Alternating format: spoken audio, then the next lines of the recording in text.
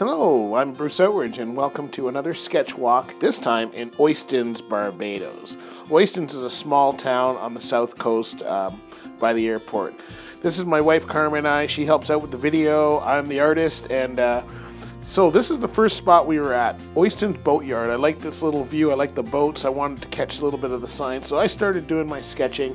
Of course, whenever you're sketching, finding a rock that's comfortable enough and gives you the view you want is always a really important thing. So I always like to, if you can bring a chair along, even better, but finding a rock. So I found a rock right on the beach. You know, we could see the water coming in, and I had a good view, and there was actually a tree behind me that Carmen was able to sit under and do that video.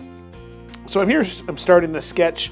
Again, not always do I do it on location, so I get in the main elements, the outline of the sketch, the main objects that I want to do, take a good photograph of it so you can always add in details later, and I just start sketching it out. So I try to get as much done on location. Again, it depends on how much your butt can take and how sunny it is and how hot and all of that kind of stuff, but I was able to get quite a bit done here on this one and was really enjoying the view, the trade winds, and the rock was pretty comfortable, I gotta admit. So we were able to get one done here. It was pretty good. I finished most of it on, and then I finished a little bit of it later on in the beach. So here's the completed outline of the sketch.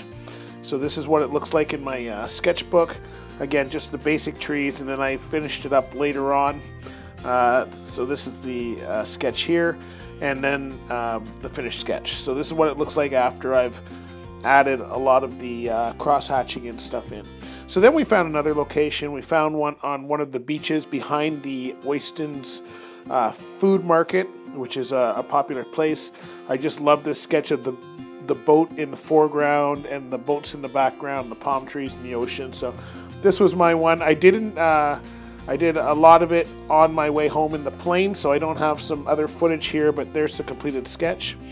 And then this is Oistins. So Oistins during the day looks very different than it does at night. During the day, it's totally empty. These are all shops. Nobody really around other than a few locals.